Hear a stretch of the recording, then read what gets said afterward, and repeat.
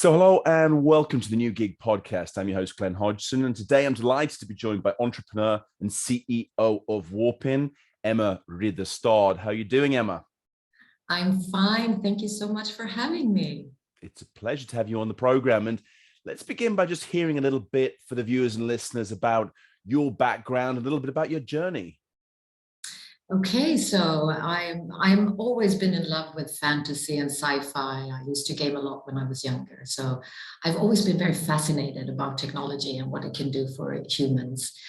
But I started out working as a sales representative, actually, and I worked my way up. And my job has been everything from CEO for some of the biggest sites for women, but I've also worked at a lot of news and magazines and so forth.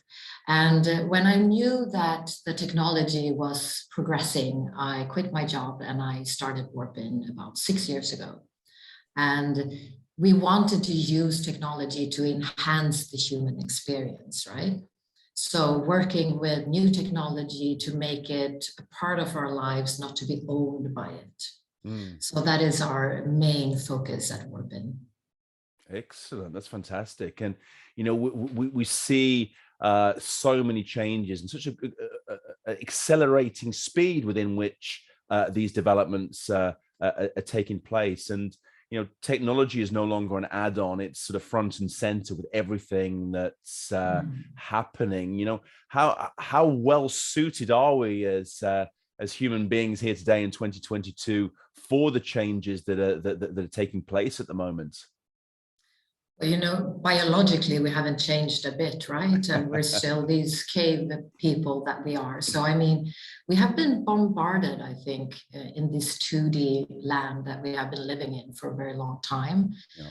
And I feel that this new technology will open up a whole new world for us. We're born into a 3D world, right? And that is our way of working. That is a natural state for us. We are creative. We are empathetic in that space. Yeah. So I think that this technology will actually, you know, help us return to that and kind of bring back the power to ourselves and work with these technologies in ways that we didn't think was even possible. So I'm very excited because I feel very trapped in a 2D screen. I'm not really comfortable with it. So, I mean, I think that a lot of people feel that after the pandemic, for example, just sitting in these Zoom meetings all the time.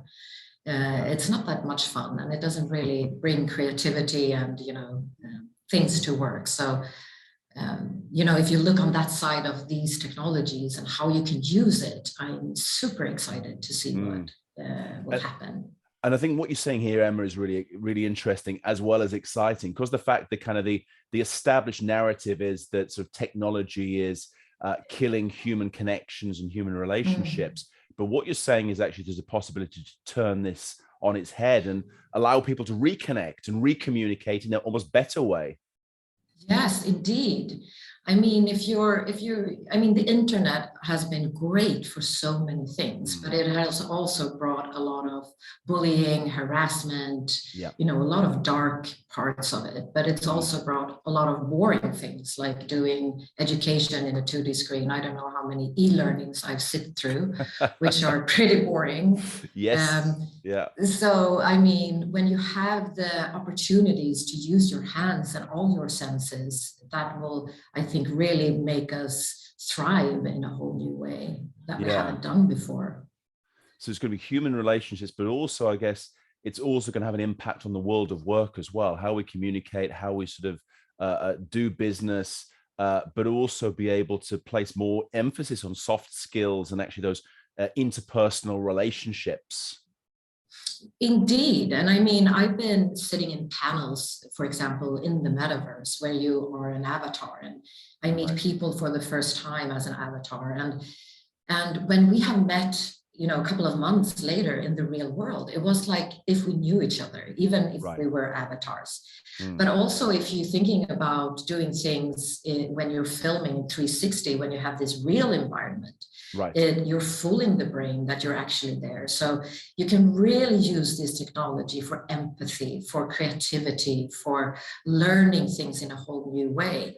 I mean, if you put, I've seen a lot of different studies on this, but for example, children, they have a learning curve of, I think, of 300%. Instead of seeing how big the Chinese wall is, you can stand on it for yourself and really take it in, or put yourself in someone else's shoes, or be able to share digital spaces. If you are in New York and I am in Stockholm, we can share digital spaces and co-create. Or we can, use these digital spaces to really, lean processes and make sure that people get the same information and everyone is on board and so forth. So, I mean, a lot of things are happening at the same time, because, a lot of people are talking about the metaverse as, the gaming as social platforms and where we're just going to play and have fun. But there's so much more, behind this. It's all this old tech truth, right? In the beginning, we always overestimate with shiny new things like NFTs and things like that, but we always underestimate it when it comes to business models and how we can communicate and how we can collaborate. So I'm very excited about that part of the revolution that is happening right now, the tech revolutions, or the tech renaissance that I like to say. It almost, and I think it's a good point that you raised there, that the old hype cycles, that everything goes up. It's all like, it's going to be amazing. It's like, well, the disappointment, and then it goes up again. It's like, well, this is the reality when we learn what the potential is and what the use is in a kind of a personal, but also a professional setting as well. And I guess that, as we have changes in sort of the world of work as well, and business can change to actually use the technology that's there. It's kind of our mindsets that are the ones that need to catch up to be able to realize the potential, I guess. Yeah, and I mean, we've done this before. When internet came, I was working in a newspaper, and everyone said, oh, we need to be online, and you kind of push the magazine in and you flip the page online, and that is like bringing 1D to 2D. So we have to make sure that we're not doing the same mistakes again, right? We have to make sure that we are using this technology for the better and the greater good for all humanity. And trying to really focus on the benefits where we can start working. And I think it's very important for people to understand that this technology is not in the future, it's coming and it's here and now. So every company needs to start to have a metaverse strategy. I'm not saying that everyone needs to enter the metaverse, because it is in its infancy, but we need to make sure that companies start to think about how they will work in this new environment and how their products will be shown and how we will, communicate, and how we can make sure that we are using it so it's sustainable in the future and so forth. And I think you're absolutely right that virtual reality gives us all this potential to be able to relearn how to communicate properly, because we communicate not just with our by reading and eyesight, but all the other senses that we use in real life. Let's be able to translate those into a virtual or a metaverse situation whereby you can actually use more of your senses and have a better experience overall. Yeah, I mean, it's also solving problems at the moment. And I'm not sure that people really understand that, because if you look at, for example, one of our clients that we are working with, it's a municipality here in Sweden called Piteå kommun. It can take up to 1 to 5 years before you get the sufficient lifting training or the sufficient displacement techniques for lifting elderly people in work. So a lot of people get, work-related injuries and so forth. But instead, if you can simulate the same type of lifting techniques in virtual reality as we did, you can make sure that everyone gets that training. So instead of it takes 5 years, you can take it from wherever, whenever. So it's all about solving problems at the moment. And if you want to enter in the metaverse, or if you want to talk about that, it's more of a PR thing or something that you want to learn something. But from work perspective, from education, from training, from treatment, that's where it's so exciting right now. And where do you think the reticence comes from? Is it that people are just naturally afraid of what they don't know, or maybe they don't understand, or new things are always met with a certain skepticism? as opposed to sort of embracing it fully from the beginning? I think also that people need to we have to give people time to understand this, because in the beginning, I always feel that people talk about very technical things around this technology. It's like how it's going to work. And then you see films like, Ready Player One, where everyone is sitting in a virtual reality headset. And that is not a future I think anyone wants. So we need to make sure that people will have the right information of what this can do, and also make sure that people know that they have the power to also choose what they want to have as consumers, right? So this is not something that's just going to come to everyone. This is something that's going to take time to develop, and we need to take it step by step.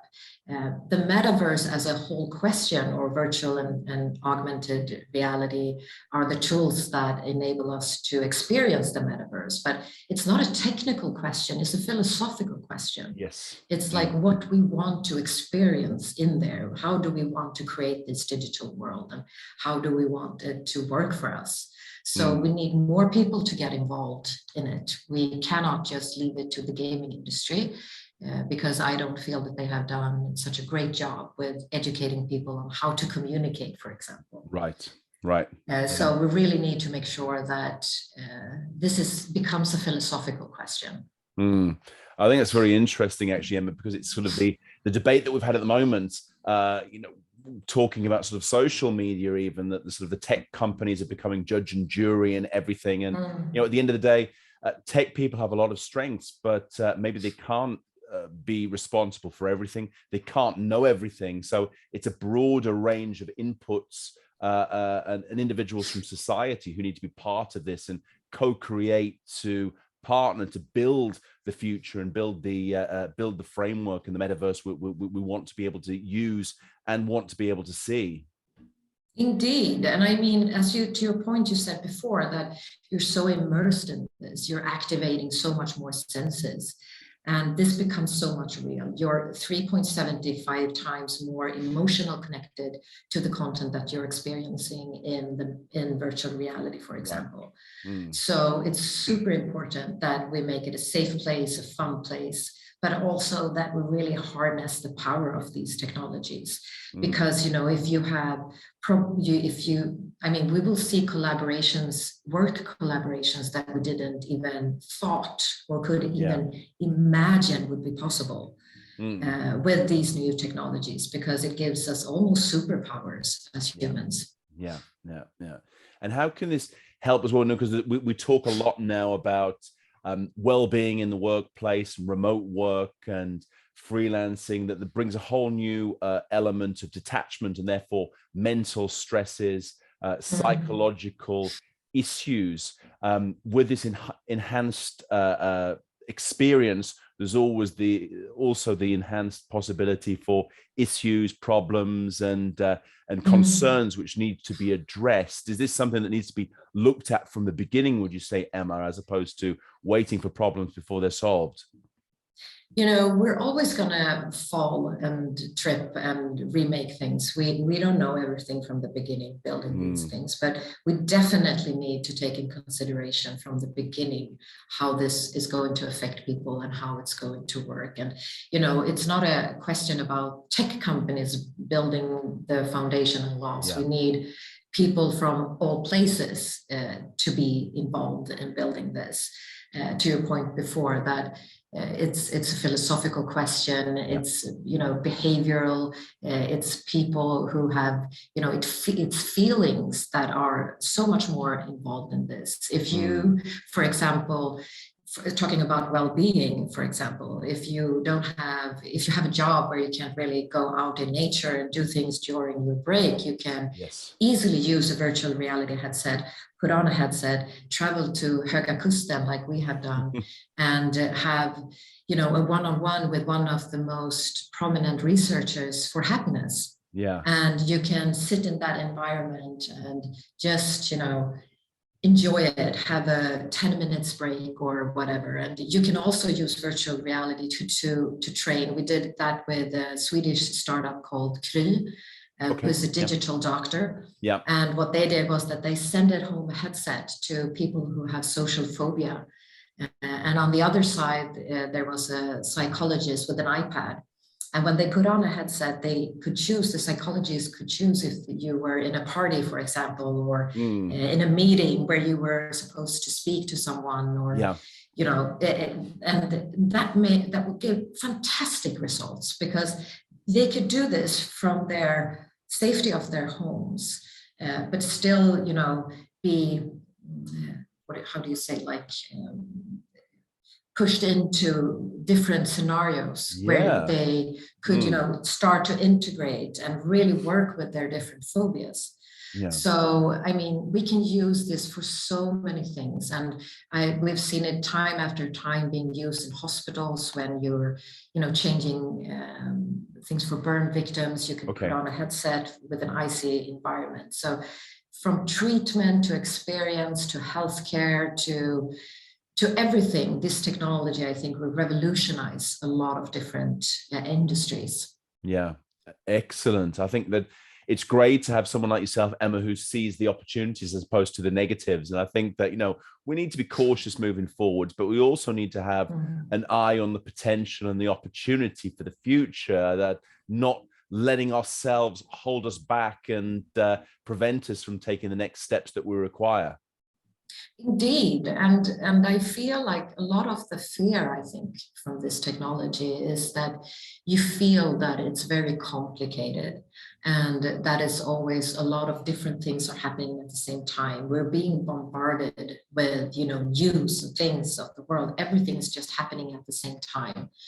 But we need to, like, take a deep breath and also realize that we have so much potential in this, and if we can steer it towards using it to benefit us, that will really help us to give us more time to spend with people that we love in real life. Yes.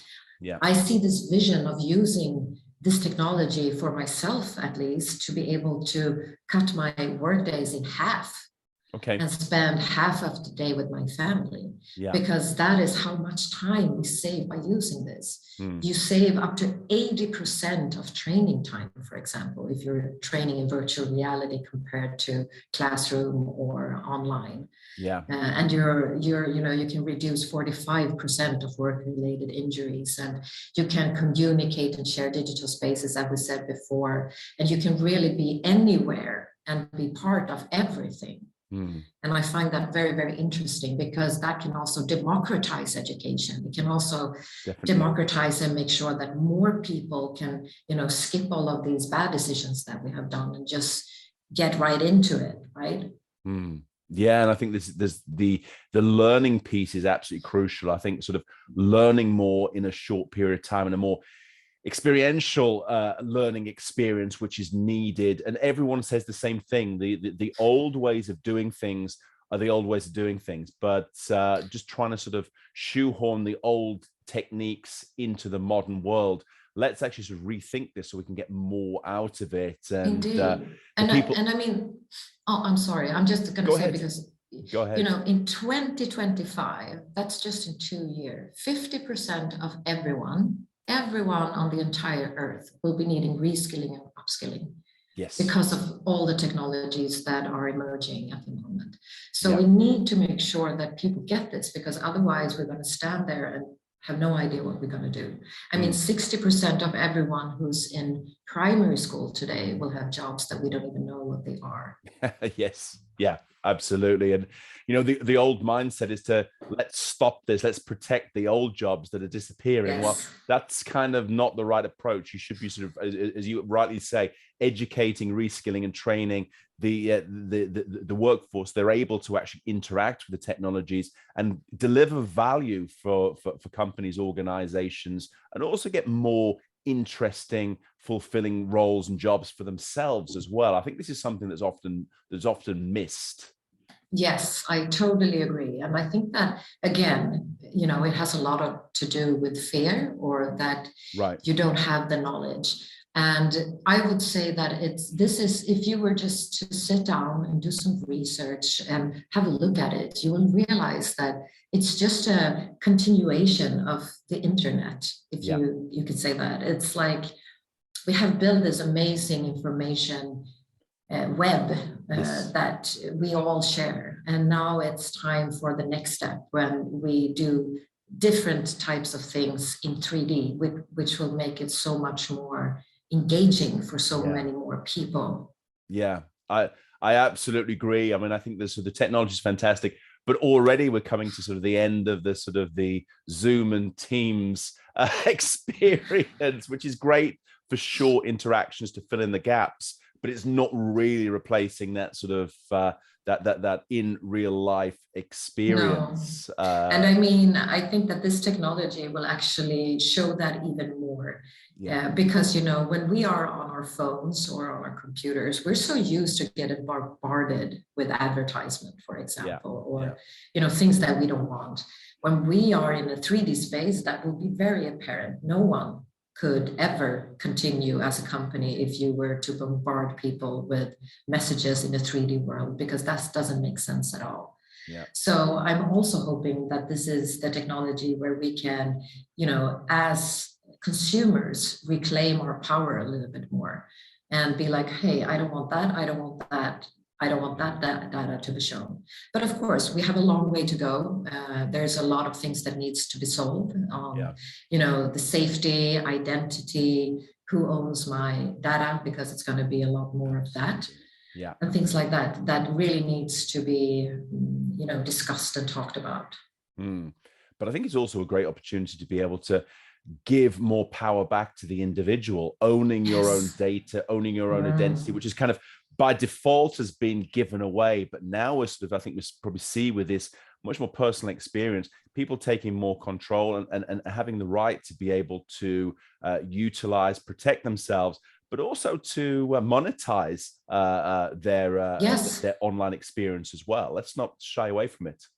No, indeed. And we're seeing a lot of new companies also coming up, with how you can protect your data and how you can own it, and what you want to give away and what you don't want to give away. And I also feel that people are getting more and more conscious about it themselves. Yes. I feel with this technology moving forward, with Internet of Things, you have blockchain, you have virtual and augmented reality, you have artificial intelligence, you have robotics. So many things are happening at the same time, right?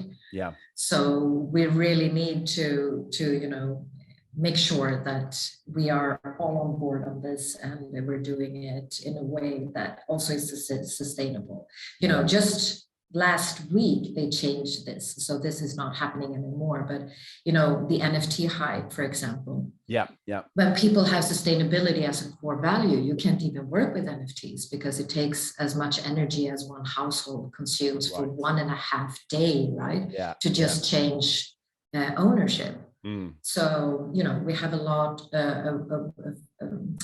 long way to go until we have this vision of what we envision the metaverse. It is in its infancy, but a lot of things are happening. We're having the building blocks. We're seeing how this could turn out. Yeah. So it's very exciting times. It really is. And I think that all long journeys begin with a single step. And I think we're sort of the early steps of that journey, but it's something where the genie is out of the bottle. I think there's no way of putting it back. This is something that we need to understand and harness as we move forward, Emma. Yes, indeed. And to your point, this technology is here to stay. The amount of money and time that's being invested in this technology is almost unheard of. So, all the big companies, all the big tech companies are working within this field at the moment. So it's nothing that will just come and go. We will probably see a lot of, projects, tries, and sometimes they will fail, sometimes they will work, but slowly but steady, we will move forward into these new spaces. Excellent. Well, Emma, it's going to be a great journey, and look forward to partnering with you and following this journey as well as we move forward. And really appreciate your time, sharing your knowledge and insights here today. And we'll speak again soon. Thank you very much for having me.